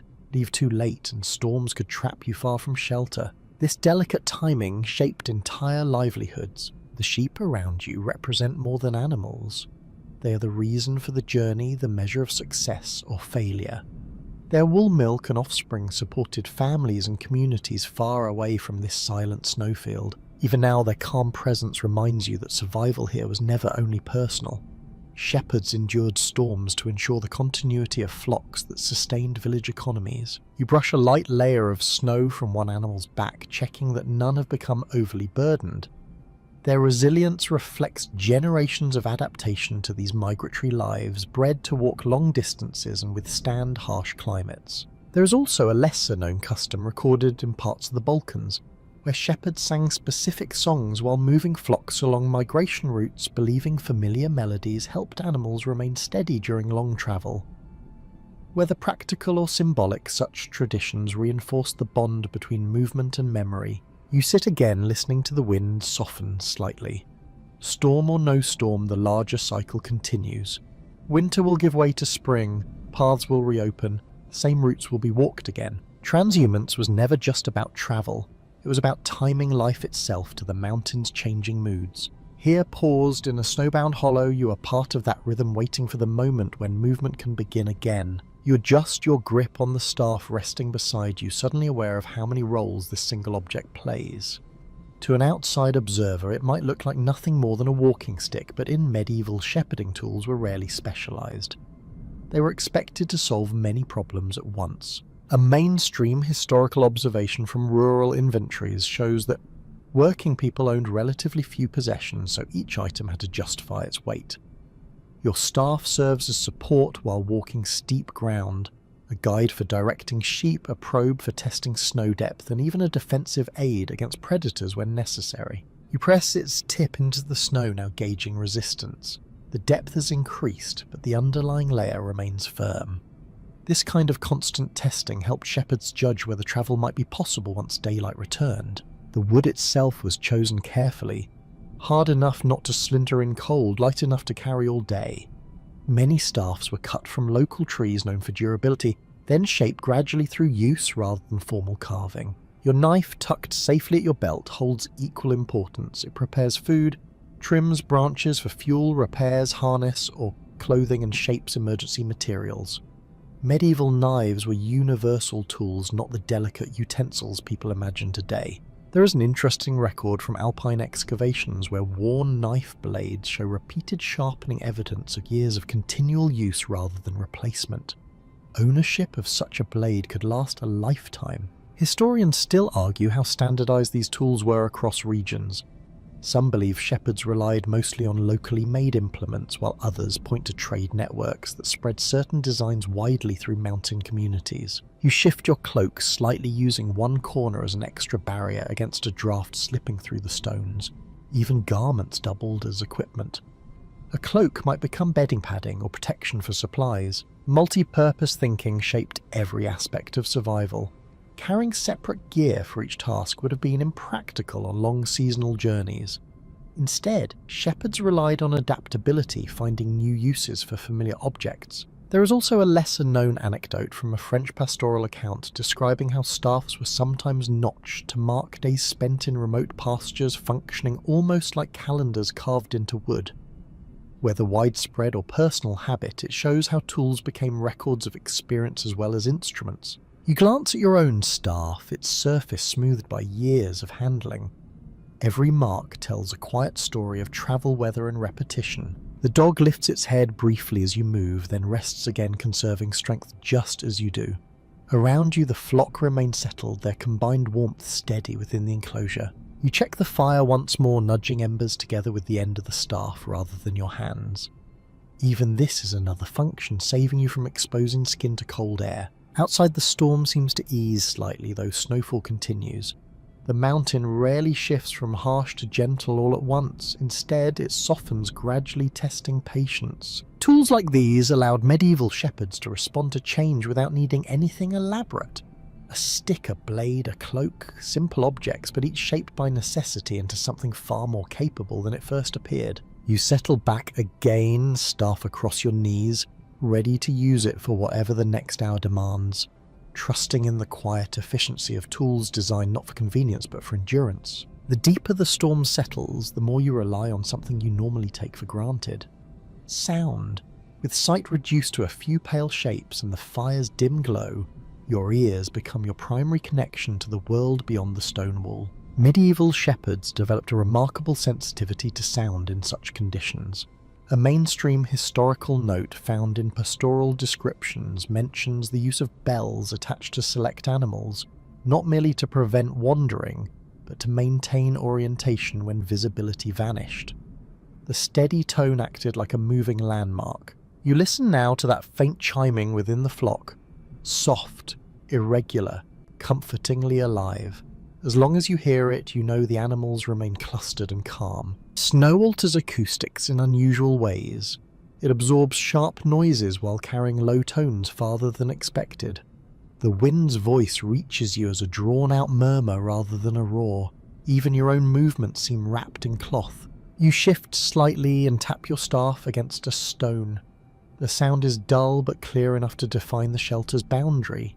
Shepherds often use such deliberate noises to maintain spatial awareness, especially when stepping beyond immediate cover. There is an intriguing detail from northern Spain describing herders who developed specific whistles to communicate across short distances during storms. Each pattern carried meaning, allowing coordination without shouting. While you are alone tonight, the principle remains familiar. Controlled sound preserves energy and clarity. Historians still argue how standardized these auditory systems were. Some suggest they were personal habits rather than shared codes, while others believe certain calls became regional conventions passed down through generations. The dog responds to even your quiet movements, lifting its head at small sounds that you barely notice yourself. Its hearing extends your own perception, catching subtle shifts in the storm. You pause and listen beyond the shelter. The snowfall has softened again, individual flakes barely audible as they land. That change suggests the heaviest part of the storm may be moving away, though the air remains thick with drifting powder. In conditions like these, losing sound could be disorienting. Complete sibilance sometimes meant wind direction had shifted, carrying noise away from you. So you welcome the small signals. A bell, a breath, the faint crackle of embers settling. There is also a curious reference in an alpine folktale claiming that experienced shepherds could recognize individual sheep by the tone of their bells alone. Whether exaggerated or not, such familiarity with sound reflects how deeply people tune their senses to their animals and environment. You add a tiny piece of fuel to the fire and hear it catch with a soft hiss. Even that small confirmation feels grounding. Sound becomes a map drawn in the air outlining presence and distance where sight cannot. It tells you that the wall still stands, the flock still rests, and the storm continues its slow passage overhead. You sit quietly, letting those gentle noises replace the vanished landscape, navigating the night not by what you see, but by what you hear. Somewhere beyond the curtain of snow and darkness lie the villages that depend on flocks like yours. Though you are alone in this hollow tonight, medieval shepherding was never truly solitary work. Communities developed ways of watching for one another, especially during dangerous winter weather. A mainstream historical fact is that many mountain villages organise seasonal schedules expecting shepherds to return or send word at certain times. When someone failed to appear, neighbours often mounted searches once conditions allowed. Survival did not end with individual skill, it extended into collective responsibility. You imagine how that might unfold if this storm lingered too long. At the first clear day, other herders might climb familiar routes, scanning slopes for smoke, listening for bells calling names into the cold air. Such efforts were not always successful, but they reveal how tightly knit these societies could be. There is a recorded account from a Swiss valley describing villagers forming lines across lower pastures after a severe storm, probing snow with poles to locate missing animals or collapsed shelters. These were not formal rescue teams in the modern sense, yet they functioned with shared purpose and local knowledge. Historians still argue whether these responses were organised traditions or spontaneous acts of mutual aid shaped by necessity. Written evidence is sparse, yet oral histories emphasise cooperation again and again. You glance at the dog, which would play a vital role in such a search, its senses capable of detecting scent beneath snow. Even tonight, its presence reminds you that survival often depended on partnership, not isolation. The flock shifts slightly, bells giving a few soft notes that fade into the storm. Those same sounds could guide rescuers if they needed to locate you later. Bells were as much safety devices as tools of management. You reach to adjust one strap, ensuring it remains free of ice. Small maintenance now could matter greatly later. There is also an interesting custom noted in parts of the Carpathians where shepherds lit brief signal fires once storms cleared, sending thin columns of smoke visible from afar to announce their safety. Such signals reassured families and helped coordinate the return journey. You feed another twig to your embers, imagining how such a signal might look against a clear sky after this long white confinement. Community ties shaped decisions long before and after storms arrived. Routes were chosen with shared knowledge, shelters were used by many hands. Even survival stories passed along so others could learn. You are part of that unseen network now, carrying practices refined collectively over generations. Outside, the snowfall continues to thin, though the air remains cold and heavy. The mountain still holds you in place, but beyond it waits a world ready to reconnect once the storm releases its grip. You sit quietly among animals and embers, aware that endurance here is not just personal success. It is a continuation of shared life, stretching from pasture to village and back again. As the storm begins to ease, you think about how shepherds in other mountain ranges faced similar nights, yet adapted their methods to landscapes that were never exactly the same. Medieval Europe contained many highland worlds. The Alps, the Pyrenees, the Carpathians, and the Scottish Highlands all demanded different strategies, even while sharing the same fundamental challenges of cold wind and isolation. And a mainstream historical observation is that regional differences in pastoral practice were shaped strongly by terrain and climate. Records from alpine areas emphasize stone shelters and steep vertical movement, while sources from the Pyrenees describe longer lateral migrations along valleys where snowfall behaved differently. You imagine how a shepherd in another range might handle this very storm. In the Alps, carefully maintained huts called alpages were sometimes reused year after year, offering more substantial refuge than the temporary wall beside you. In contrast, herders in parts of Scotland relied more heavily on turf structures, using thick layers of earth for insulation against relentless wind. Despite these variations, the underlying principles remained strikingly similar. Seek natural shelter, preserve warmth, move early when weather threatens. There is an intriguing note from the Carpathian region describing portable wooden panels carried by some shepherds to help form quick windbreaks when stone was scarce. Whether widely practiced or limited to certain valleys, it demonstrates how people adapted available materials creatively. Historians still argue about how much communication existed between these distant mountain cultures. Some scholars believe trade routes allowed exchange of ideas along with goods, while others see each region developing largely independent solutions shaped by local necessity. You brush snow from your cloak and consider how these parallel traditions reveal something universal about human adaptation. Different landscapes produce different techniques, yet all aimed at the same fragile balance between exposure and protection. The sheep beside you might look slightly different from those in another country bred for local conditions, yet their behaviour in the storm would be familiar anywhere. Huddle together, conserve strength, trust the guidance of the shepherd. Even the dog's role appears again and again in historical depictions from various regions. Thick-coated alert moving quietly through snow. It embodies a shared understanding across cultures that survival depended on cooperation between species. There is also a small but curious artistic detail found in medieval manuscripts, where illustrators often drew shepherds with exaggeratedly large cloaks and staffs, perhaps emphasizing visually the very tools that allowed them to endure harsh climates. You adjust your own cloak, feeling that same reliance on simple equipment echoed across centuries and borders. The snowfall has become noticeably lighter now, individual flakes drifting rather than driving. The storm is loosening its hold, though the landscape remains buried beneath its work. Across Europe, countless shepherds would have watched similar skies, waited through similar nights, and applied knowledge shaped uniquely by their mountains. Yet all shared the same quiet determination to outlast the weather. You remain seated within your small shelter, part of that wider tapestry of medieval mountain life, where regional differences mattered, but resilience mattered more. As the storm weakens further, you begin noticing subtle changes among the animals before you detect them in the sky. Medieval shepherds often trusted these behavioural shifts as early signs that weather was turning.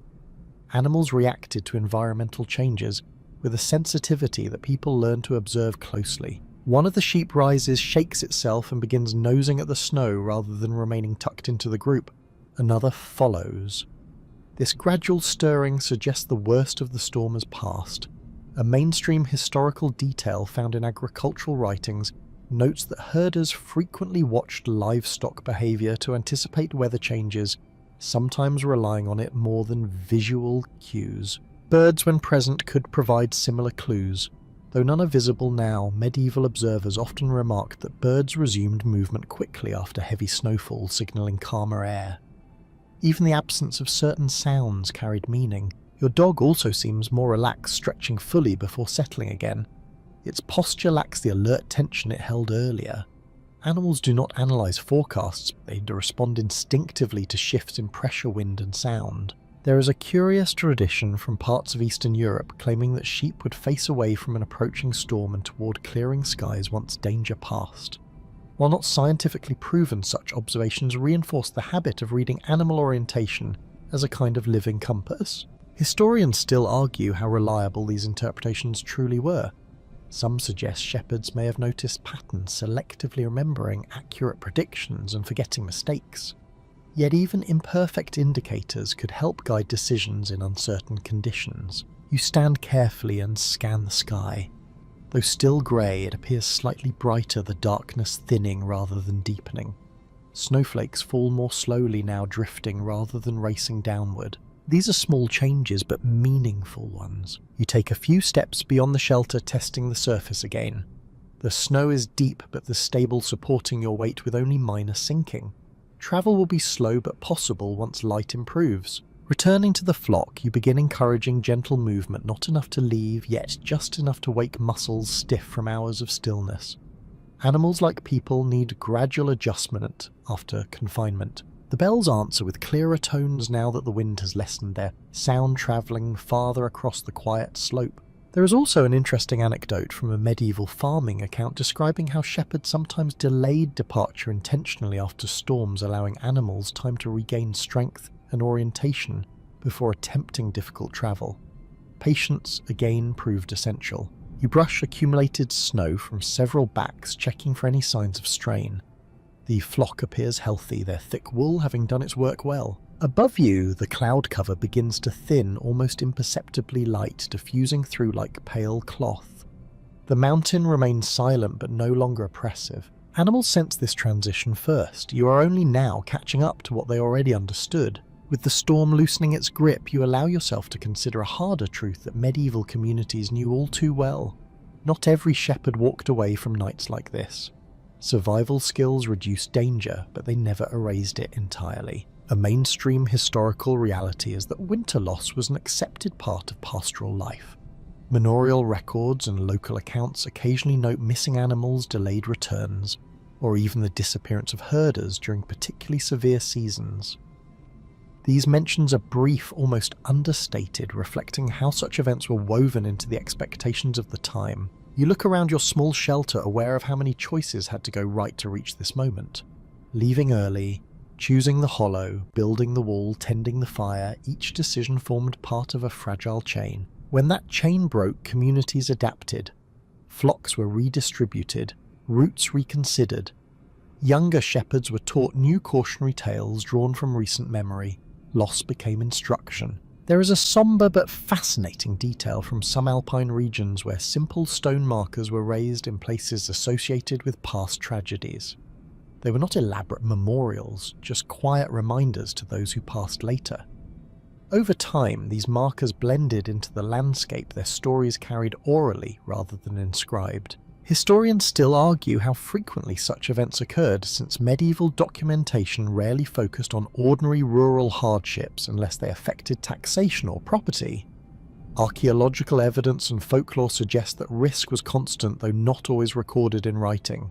You adjust the stones of your shelter once more, almost instinctively reinforcing it even though the worst seems over. Habit persists because danger never vanished completely, even as skies began to clear. The sheep begin moving more freely now, stretching stiff legs, pawing at the snow in search of buried grass. Their resilience is reassuring. Generations bred for these conditions had shaped animals capable of enduring remarkable hardship. There is also an unusual pastoral custom described in parts of the Pyrenees where, after surviving a severe storm, shepherds would deliberately retrace part of their route later in the season to study how the landscape had changed. This acted as both reflection and preparation, turning survival into future knowledge. You step just beyond the wall again, looking outward. The world is transformed. Familiar slopes lie hidden beneath smooth white contours. Travel will require care, but it will be possible. Medieval people accepted that nature could not be controlled. Instead, they responded by remembering, adjusting, and continuing. Their resilience came not from defeating winter, but from learning how to live with its uncertainty. You return to the flock, gathering your belongings slowly, knowing that this storm will soon become another story passed along to someone younger. Another lesson folded into the long memory of mountain life. Morning arrives quietly, not with a dramatic sunrise, but with a gradual whitening of the sky, until you can finally distinguish cloud from ground. The storm has passed, leaving behind a landscape smoothed and softened, every edge rounded by snow. You stand carefully, feeling stiffness in your legs and take in the stillness that follows such weather. This is the moment medieval shepherds work toward through every long winter night. Not triumph, not relief exactly, but continuation. The flock must move again. The path must be found. Life resumes. A mainstream historical truth is that pastoral societies endured because of this persistence. Seasonal records, grazing agreements, and village economies all depended on shepherds returning with their animals despite conditions that might delay them for days. Survival was not an extraordinary event. It was expected, repeated year after year. You begin preparing slowly. The fire is allowed to fade its purpose complete. Stones are left where they stand. Many such shelters were never dismantled, becoming part of the terrain for whoever needed them next. Generations might reuse the same hollow without knowing who first shaped it. The sheep gather as you guide them gently forward, their bells sounding clearer in the calm air. Snow crunches beneath your boots, firm enough now to carry weight. Each step tests the surface, confirming stability before committing the flock. There is an unusual detail preserved in some medieval accounts that shepherds would pause after storms to listen deliberately to the silence, believing it revealed whether weather truly had settled. Whether symbolic or practical, this pause encouraged caution before travel resumed. Historians still argue how conscious such reflective practices were. Some see them as spiritual gestures, others as practical checks disguised in ritual language. Either way, they slowed departure just enough to avoid rushing into new danger. You take that pause now, breathing in air that feels clearer, calmer, no longer driven by wind. The mountain seems less hostile, though no less powerful. These experiences left lasting influence. Many modern mountain traditions, from seasonal grazing patterns to dry stone shelters still standing today, echo methods refined in centuries like this one. Techniques born of necessity became cultural memory. You guide the flock along the buried route, trusting the invisible map carried in your mind. Behind you, the hollow remains already softening into anonymity beneath drifting powder. And as you walk, the urgency of the night fades into something quieter. The storm becomes part of the long rhythm of movement, survival, and return that define medieval mountain life. The landscape stretches wide and pale around you, no longer threatening, simply vast. You walk steadily. The bells mark your progress.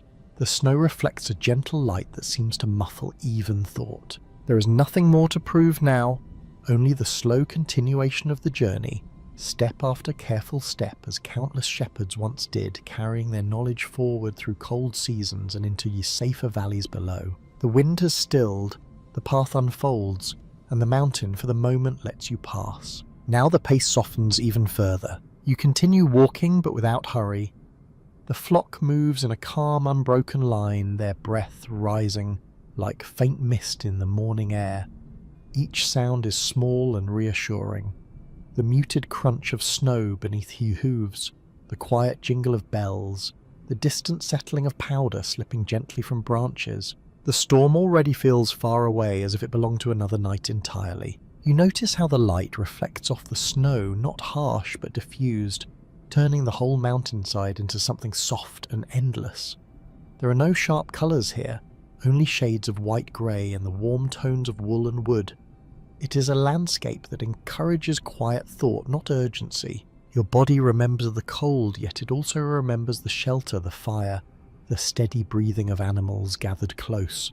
Those small acts of care carried you through, they always had. For medieval shepherds, survival was rarely dramatic. It was patient, repetitive, almost gentle in its persistence. Watching the sky, reading the land, trusting the flock, moving when it was time to move and waiting when waiting was wiser. You follow that same rhythm now, letting each step settle into the next. The mountains do not disappear. Winter does not end all at once, but there is calm in knowing that storms pass, paths return, and knowledge carried quietly from one generation to another continues to guide the way. The bells grow softer as you descend, the wind becomes only a memory, and the long white night fades into stillness. Sweet dreams.